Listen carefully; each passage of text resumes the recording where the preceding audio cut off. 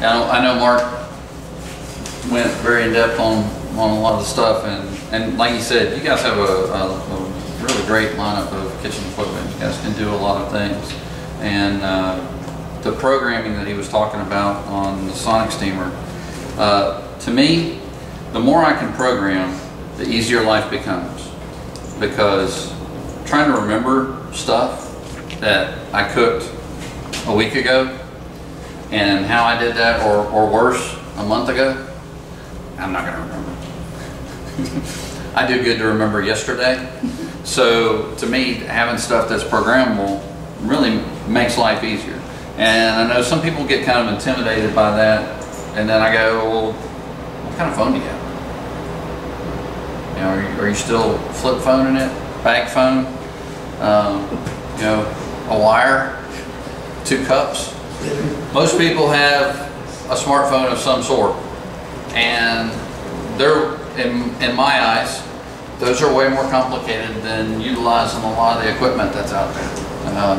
So programmability is a good thing. It just makes it easier, because next time I don't have to figure out how to do it. I just hit the button that says bacon, or you know, having that and having like a little cheat sheet, laminated cheat sheet, and knowing that if I want to do a couple of things of frozen broccoli, I can just hit 4 and it's already programmed, or you know, I hit B and shift it over, and it's already programmed, so I don't have to remember what power levels and all that other good stuff. And all these manufacturers have, you know, Panasonic's got their recipes online. Alto-Shaam's got a huge amount of recipes online as well, and they're all stuff that, you know, we practiced, we played, and they're going to put you in the ballpark. You're going to have a little bit of variances sometimes due to what kind of products come in. You know, if it's a little bit thicker bacon or it's a little bit thinner bacon, may take a little bit less time, but it's going to put you right there in the ballpark. One of the things that, you know, when Terry sent that email out to me, and I remember being down here probably somewhere around this time last year, and but from Alto-Shaam's standpoint, is we support our equipment. As long as this is sitting here, we support the equipment. And we have 3 chefs on staff in Georgia. This is my territory, and so, you know, I'm going to leave my card. I leave it for a reason. I expect you to use it. You're not a bother. You're not, you know, I don't look at it that way. I look at it that as why I get paid. I get paid to help people cook in our equipment. So the more you call, the less deer jerky I have to do for my boss if I'm sitting in the office too much. So please utilize us as you need to. I'm going to talk about the tilt skillet first a little bit, because I know you guys have trying to absorb an awful lot, and to me the tilt skillet it's one of the most invaluable pieces of equipment in a kitchen, because it's simple and it can do a lot of stuff. You have an on-off button, and then I have temperature control. Okay, so the temperature control is really, you know, it's just, if you want to cook at 350, you turn it to 350. So again, it's very simple. And the heat button will come on. Once the heat button goes off, then you hit that temperature. Your gas back there going, trying to light. So that's it. Sound like we got some air lines where we got it turned off. Then you got your tilt. So that's a positive stop. Even if I'm doing like a big, let's see if I can get out of the way so you guys can kind of see that. You know, if I'm doing something like I've done, like huge amounts of chili. I've done soups and bases and all kinds of stuff in here, because to me this is a pot.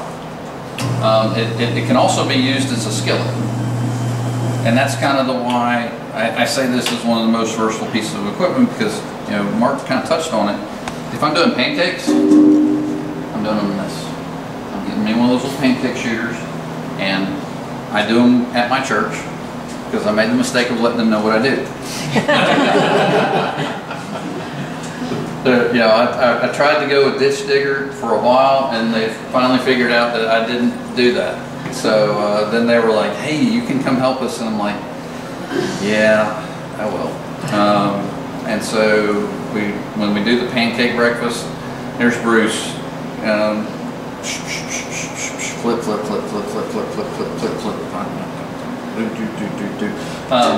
Because it's a great pancake maker. It's a big pan at that point in time. When we do the chilies, you know, I've done red chili, and then I've done a white chili where we're using pinto beans and chicken and chicken stock and things like that. But you know, I can sit there and I can kind of build it from the base up. I can brown my onions, I can brown ground beef, I can go through and cook my chickens, I can cook my peppers, I can do all that and then add all my liquids in there, and I've only dirtied one thing. Since I also have to wash everything, I'm very economical in what I get dirty. So if I can do a whole bunch of stuff in one thing, then that's what I'm going to do. You know, but you can think of this as, you know, a stock pot, or as a griddle, or just a skillet. So anything that I would cook in those, I can cook in this. You know, scrambled eggs, this does a great job on scrambled eggs. You can do a whole bunch of bacon in here, laying out the bacon. You can do a bunch of sausage in here. Like I said, you can do soups, you can do those types of things. You can brown large amounts of ground beef. So depending upon what types of menu items you're doing, this is a really simple way to do it. Cleaning it out, easiest way is to, you know, put, probably get up to that second or third line to where I've got that much water covering the bottom. Shut that, turn it on, and turn this to about 200 degrees. Let it steam.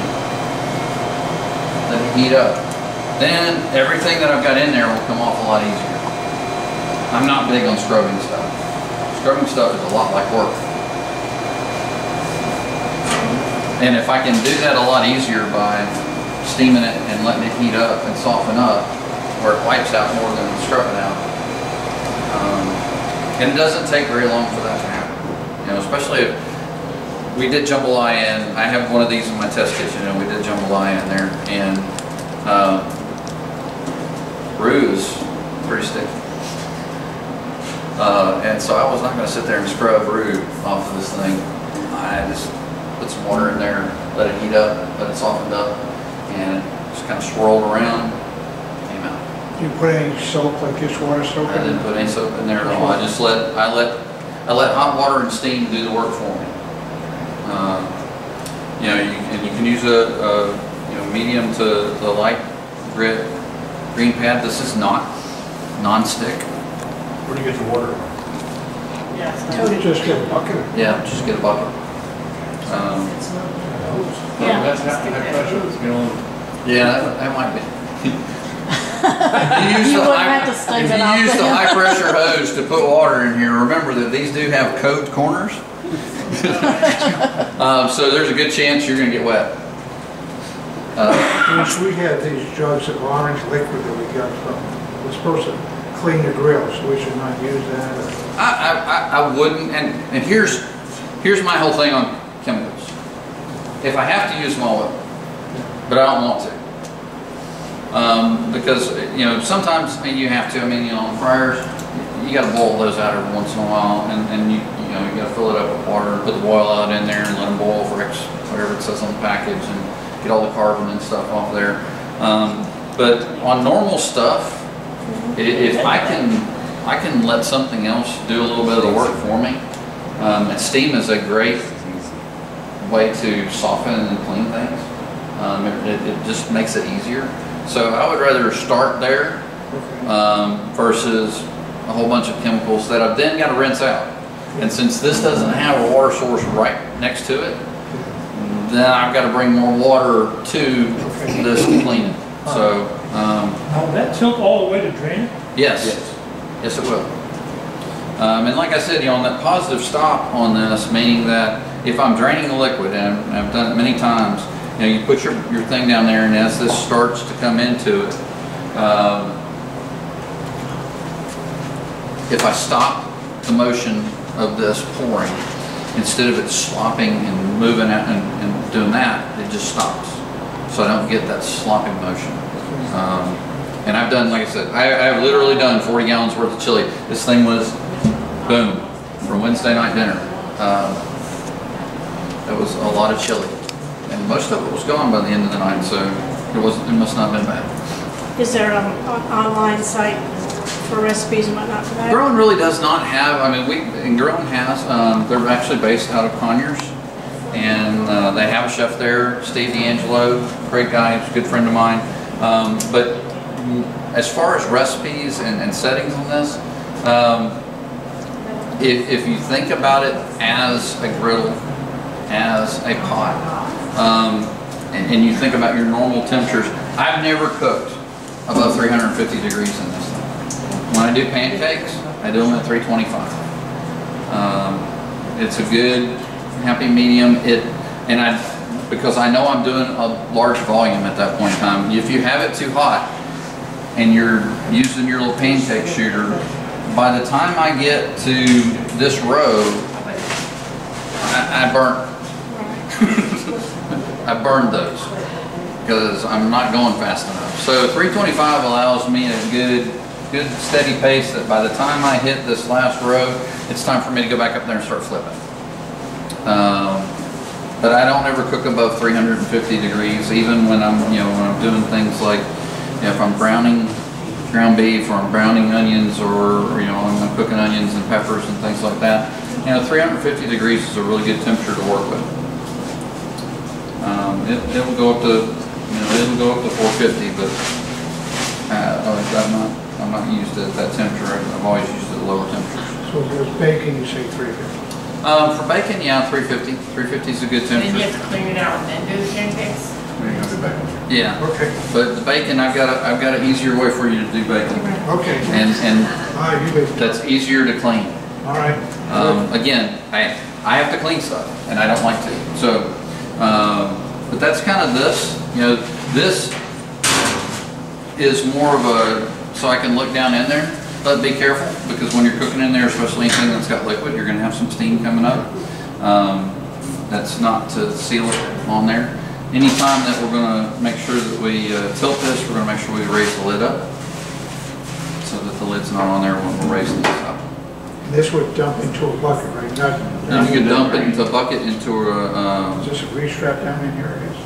Yeah, that's a grease trap. But I would, I use this if you guys have serving wells out there. So anything I'm dumping out of here, I'm typically going to be dumping into steam table pans, 12 by 20 pans. Right there. It goes off automatically. Automatic? You don't want it to go off. Oh, no. Those go off automatically. They have, there's usually a heat sink in there somewhere, and when they go off, lots of white powder goes everywhere. I've experienced that one time.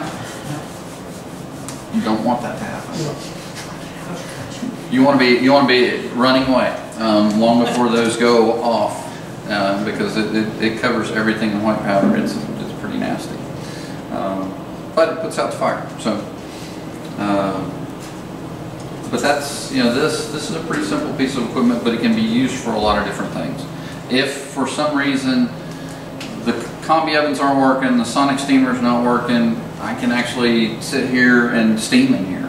I can put some water down in here, I can flip over a 12 by 20 pan and put my pan of stuff I need steamed and set it on top of there. It's not the most efficient way to do it, but in a pinch, if I have to get something done, I can utilize it for that as well. So, it's a pot, it's a griddle, it's a skillet, and I can even utilize it as a steamer. That's why I love these things, because they allow you to do a lot of different things. It's kind of the utility player of the kitchen. Okay. Okay. All right, so we're going to go down here to the comments now. You know, if that's my utility player, this is my number 4 hitter. I've got a lot of power, I can do a lot of things, but it's really designed for cooking large batches of product. Turning it on. This is, and I want to make this a point of emphasis because this is a call I get a lot. When you go to turn this unit on, push and hold that button, and as soon as that light comes on, let go of it. If I push and hold it for a long period of time because I'm waiting for something to happen on that screen, this little light right here is going to turn red like it just did. And it's going to take me into a screen calibration mode, which if I'm turning on all the equipment, because that's typically what we do when we come into the kitchen, is we turn everything on and then we start to go get our stuff. Well, if I'm not back to see what this does, then I go to hit the screen and nothing works. It goes up into the screen calibration mode. And if I have not calibrated the screen, me trying to hit that green check mark, it's not going to do anything. So I'm going to wait until it gets done, and then we'll hit my little plus signs here. There's 5 of them. And then it's going to work. And then I can hit my buttons and it's going to work. But you know, when you're turning it on, when the light comes on, let go. You don't have to wait for the screen to start doing something. It's energized, it's going to come up and it's going to boot up. That's one of the calls that I get quite a bit is, hey Bruce, hey, I'm hitting my screen, nothing's happening. Okay, do you remember when I was there and we talked about holding the button too long and going into screen calibration? Yeah, kinda. I kinda remember what, yeah, I remember you said that. And so to fix it, I just turn it off, turn it back on, and hold the button until the little red light comes on, and it's going to come up into that mode, and I hit the little plus marks, and then everything works again. So it's an easy fix, but it happens. So not that big of a deal. As far as cleaning wise, so I kind of like to go with everything while it's all nice and cool. Cleaning the door. So that opens up, and where this unit will automatically clean itself, it has cleaning modes on it. The gasket kind of seals around here, and so it doesn't really clean this side of the glass or this drip tray. And we want to wipe that out. Soap and water. Don't use Windex or anything like that. You don't really need to do that. I'm big on soap and water, and honestly, you won't really have to get in there and clean that a whole lot. The drip tray, you will have to get and clean them every once in a while because anything that hits my front glass is going to condensate and run down into that drain. So we do want to wipe that out. We want to wipe this one out every once in a while. Somebody struggled with cookies. I'm not accusing, I'm just saying there's a lot of burnt chocolate. But we want to make sure we wipe that out as well. You guys also have a probe, okay? I love this. This is one of my favorite things. So the probe, especially if I'm doing any kind of bulk muscle meat, large proteins. I can tell this thing to cook it to 140 degrees, probe in it, and it will cook to 140 degrees. I don't have to sit here and remember or try to figure out, especially if I've got, let's say I've got a bunch of meatloaf. Everybody cooks meatloaf. So I want to cook that meatloaf to 160.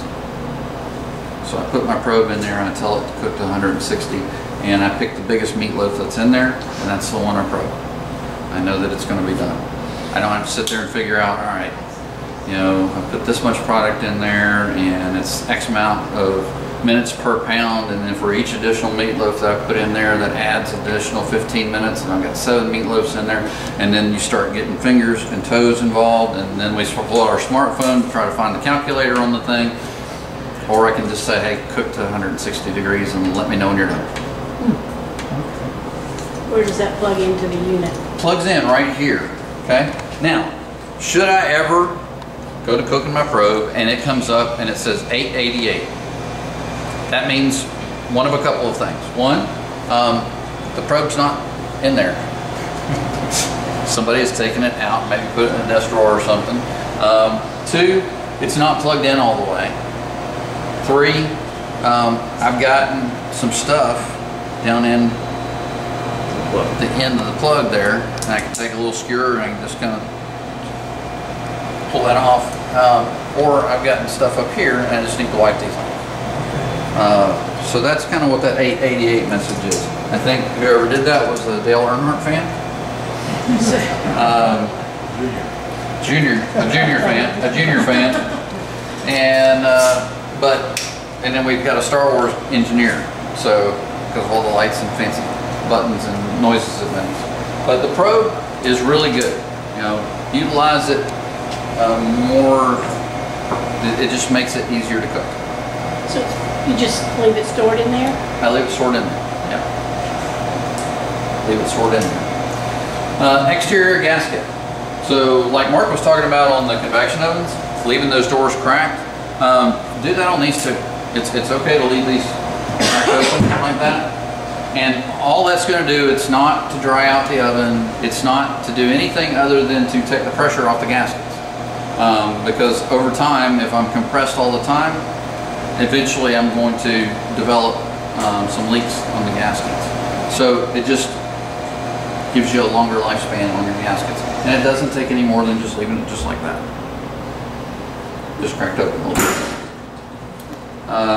Interior wise, these racks do come out for cleaning and everything else, but I don't know why you would want to get in there and scrub it when it has a cleaning window. Again, I have to clean stuff. If I find an easier way, I'm going to share it. I'm not big on green pads in my elbow grease. So, but all of this stuff you can remove. It's all stainless steel in there. You know, it's got coach corners so I can get in there and I can wipe stuff out. So that's kind of my maintenance on the outside of it, and before I actually start cooking anything in it. You'll notice that we do have the lights, the way we've got those kind of situated with that 3-pane glass, we're actually able to eliminate the light bulbs. But what it also does is it makes this glass really cool. I can cook at 500 degrees in this thing. I can put my face on that glass. And it's just warm. Not hot, it's just warm. Do that on that. You're going to leave some marks. But it also helps the energy efficiency of this unit with the triple pane glass.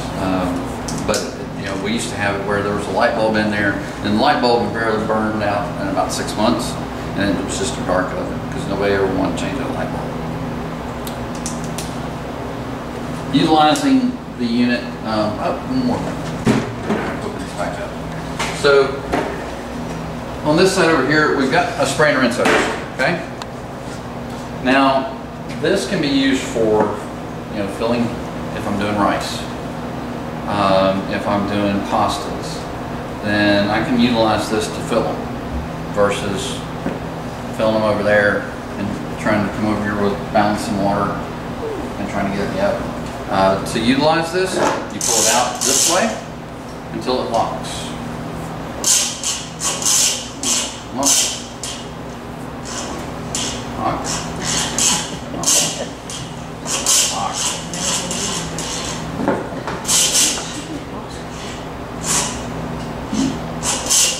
Well, it's supposed to lock this way. It sounds like our little thingy's off. I'm going to take a look at that before I get out here. It won't spray unless it locks. So it won't spray unless I get it locked. There we go. Alright, so now I got it locked. And I can utilize that.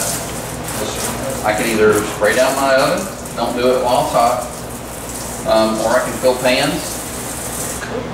If I'm steaming and I'm doing more than a couple of pans, I'm doing 8 or 10 pans. And I'm doing something like broccoli, and I can use it to shock vegetables and stop the cooking process so that they keep that nice vibrant green. And I can put them in my holding cabinet before I serve them. But you have a water source right here. And then to make it go back in, to retract it, go this way.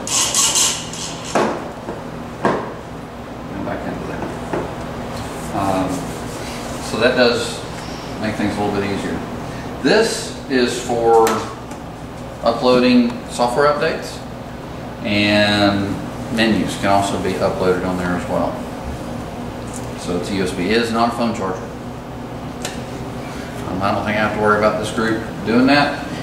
But every time I do the demos and I've got somebody who is of a younger generation than me, that is the question that they ask. They want to know if they can play music on it, will it do YouTube videos, will it, and will it charge your phone? I'm just like, no, do not plug your phone into the combi oven. The reality of it is it actually will charge a phone, but it will also try to read everything on the phone, which messes all this up, and it just, you know, so I just tell them no. And then we've had a couple of them that said, well, I'm going to try it anyway, and out I come with new programming and all this other stuff, so I'm like, just don't use it as that. We have two different cooking modes. Here on the front here we've got our menu, and then we have our manual mode. We've got our sleep button, which I just turn that on or off. The scrubbing bubbles. Okay. Scrubbing bubbles takes me over here to my cleaning screen. And this first one is a 20-minute rinse. What it really does is it's a low temp steam at 90 degrees for 10 minutes.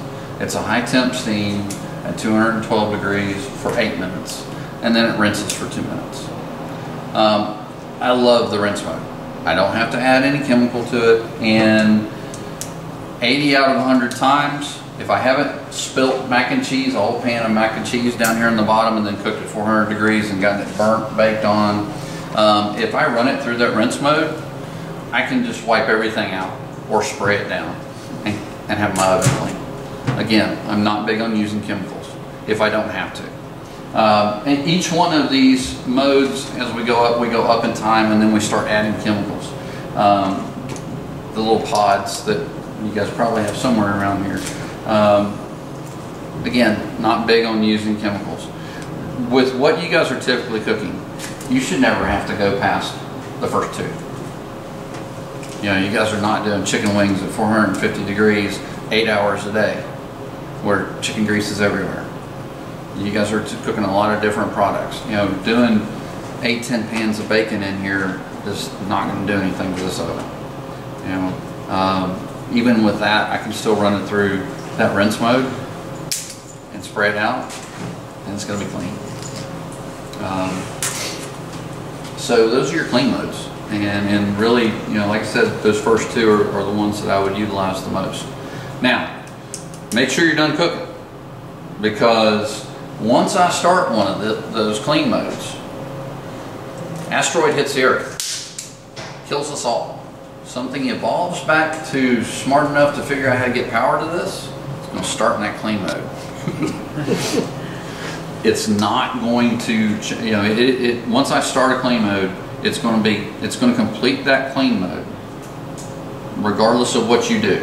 You can kill it at the breaker, you can kill it, unplug it, doesn't matter. Once it goes back, it's going to start in the clean mode.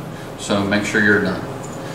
With the 20-minute rinse, that's not that big of a deal, and you do have another oven down here on the bottom. They're exactly the same. They do the same things, but you know, that clean mode, once you get started, it's going to finish. When I hit that, it's going to tell me how many things of chemical I have to use.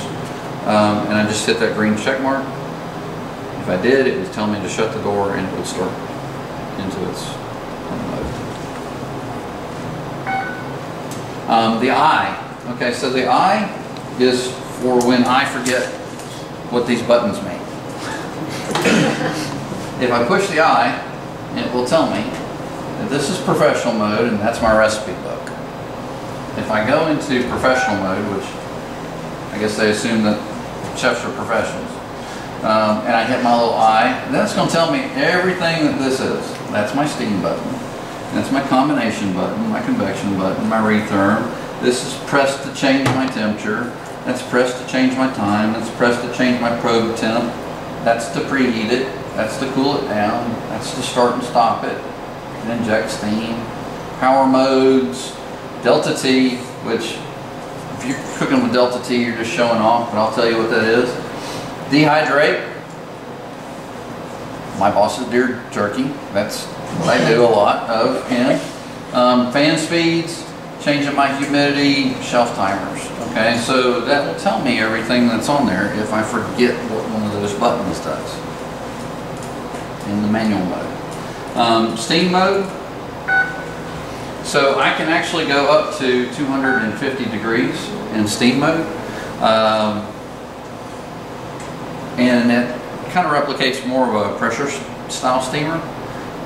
Those of you who've been in school food service might remember basically had the old submarine doors on them. Or my grandmother had the pot that would sit there with the little thing that would that's a pressure steamer. And all that really is that, you know, steam under pressure, I can cook at a higher temperature. So I can go up to 250 degrees and basically I'm just maintaining my cabinet temperature at a higher temperature with steam. I'm not really doing anything under pressure, but I'm actually kick on my elements a little bit to give us a little bit more heat in there. I can also go down to 85 degrees, so if I wanted to do a proof and bake on rolls or something like that, I can actually program that in to where it programmed in a proof cycle at 90 degrees with 100% humidity for X number of minutes to proof the bread, and then it would go into a preheat mode, shoot the temperature up, and start baking it. And I never have to take it out. So I can do things like that. I can also do low temperature steam, where I go down here and I put 180 degrees in as my temperature and hit check mark. And so now I'm going to be cooking at 180 degrees. It's great for if I'm doing shrimp or something like that, or fish. You know, where I don't want to overcook my fish. Dry fish is not good fish. I can set it at 160 degrees, pop my fish in there, and the fish are never going to go above 160 degrees. I'm not going to dry out the ends. I'm not going to, you know, we've all been to that place that overcooks everything. The chicken breast, the little thin end is dry and hard, and the fish is the same. This allows me to cook to a more precise temperature so that I don't do that. People go, oh, this is wonderful. Yeah, I'm a great chef. There's an oven that is smart enough to be able to do that. So that's how I set my temperatures. And in steam mode, like I said, we can go up to 250 degrees. Time. So this is hours, minutes, and seconds. This one threw me when we first redid these. These are made in Menominee Falls, Wisconsin. So they're US made. And on the old style that we had hours and minutes. We didn't have seconds. And so probably about the first 2 weeks, I was really bad about coming in and going, and my office is at the end of the hallway from the test kitchen, and I would get just about halfway down the hallway and it would start beeping, and I'm like, seconds, yeah, I got it. So that's hours, minutes, and seconds. Typically, you know, when you're cooking on that, you're going to do more of the 10 to 12 minute type of stuff, but I just want to make you aware of that. That's hours, minutes, and seconds. Probe temperature. So again, if I'm doing meatloaf or something like that, I'm going to use that because all I have to do is probe it. When we probe things, we want to get it into the middle. Pork loin. So I've got a loin that's that big. I don't want to put it in right here because the ends are going to get done faster than the middle.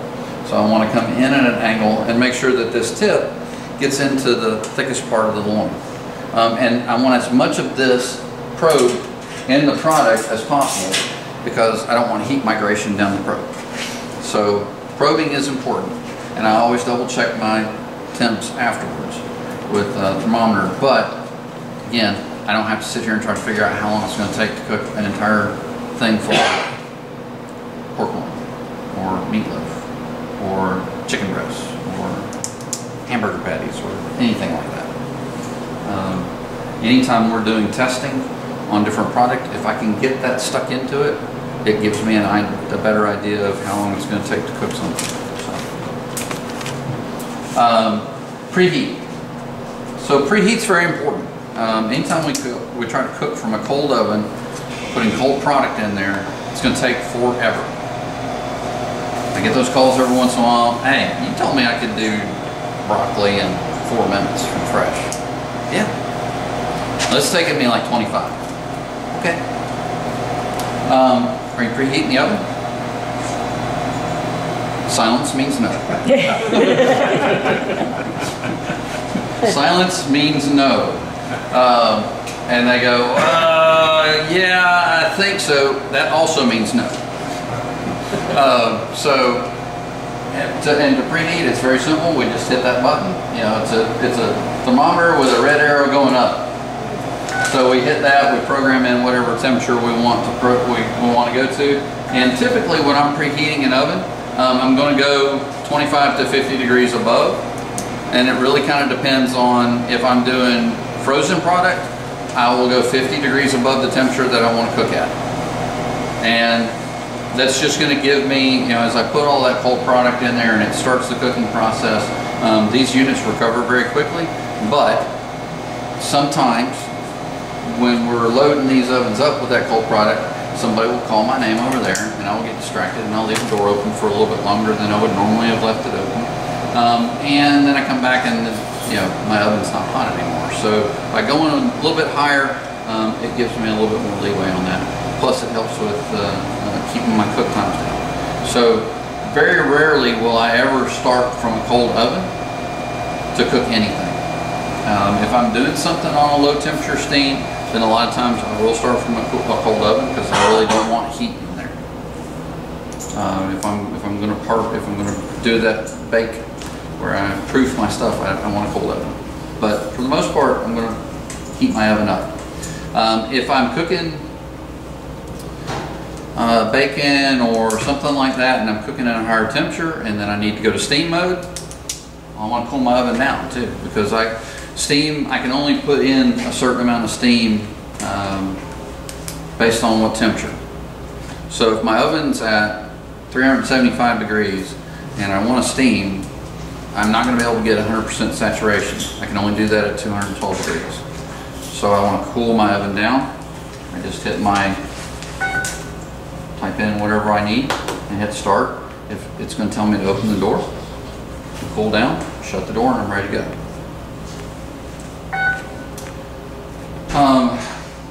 You can see that, if you can see that low power mode kicked in because I did low temperature steam. You know, I've got it in 160 degrees on steam mode, and that will go automatic. If I go over here to combi mode, then I'm going to really probably want to get that back to my economy mode. And economy is pretty much where we do most of our cooking. It's our normal cook mode. Fan speeds. So in my normal mode, I have access to 180 and 60% fan. I find that it really cooks better at 60% fan speed. Now, why would I want to do 100%? If I'm doing baked potatoes or something like that, the product that has a lot of moisture in it that I want out. The faster my fans go, the more, you know, Mark said it. You know, what does a convection oven do? It's great for baking and drying things out. Lot of heat, lot of fan speed equals dry. So baked potato, that's a good thing. To get white fluffy, I gotta get all that moisture out of there. If I'm doing baked French fries, I'm trying to get the moisture out of there, get them crunchy. I'm doing chicken wings, I'm trying to get them crunchy, I'm trying to get the moisture out of it. That's really the only things that I really kick the fan speed up on. And at 60%, I can bake at that speed. If I'm doing muffins and things like that, I don't want it at 100%. Get this or this, depending upon which way the fan was blowing when it started. Starting at a lower fan speed and then working my way up to it, kind of the half speed, full speed on the convection ovens gets me to what I want on those types of products. These ovens will do a wonderful job of baking. This actually has an automatic reversing fan. So what that means is that as it first comes on, the fan is going in this direction. So as it circulates around my pans, that this corner gets more brown, this corner gets a little less brown, this corner gets a little less brown, this corner gets a little less brown. After 4.5 minutes, my fan will stop and it will start spinning in this direction, and so it evens everything back out. So that's something that, you know, I can do a good job of baking in these as well. It gives me the opportunity to do a shot of steam, and that's when it's in cook mode. Shot of steam, really, unless you're doing an artisan bread or a baguette, that I want to get that crunchy exterior on. It's about the only use for, you know, shot of steam. So we could, if we want to learn how to bake right good bread, we could come in here. You could. You know, I mean, it does a really good job on European style breads and like I said, on baguettes and stuff where, you know, I want that crunchy exterior on the bread.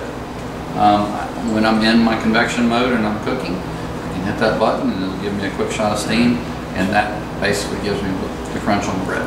So, or do they make these for the house? we actually do. We actually have one that is about the size. It's actually a little bit smaller than the oven cavity here.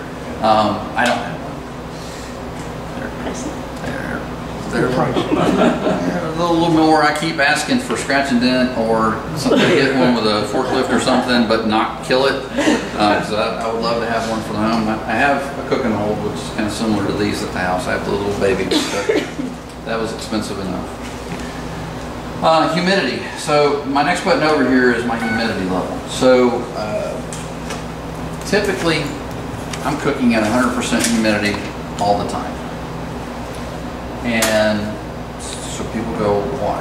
Because doesn't that make the product soggy? It doesn't cook as well, da, da, da, da, da. So I go, all right, so steam's a gas, and it's a dry gas. It doesn't turn to liquid until I open the door and it condensates. So, but what it does, steam is the best transference of heat into product. That's why I can't turn this on 212 degrees, open that door and stick my hand in there. Y'all be calling 911 saying some dummy stuck his hand inside the steamer and now his arm's cooked. But I could turn this to 500 degrees, stick my arm in there, and as long as I don't touch metal, I'm not going to hurt myself. Steam transfers its energy into a product that is colder than itself when it touches it, when the gas touches it. So it seals, which maintains moisture in product and helps to cook faster. I'm still blowing hot air around, so I'm going to get my browning that way.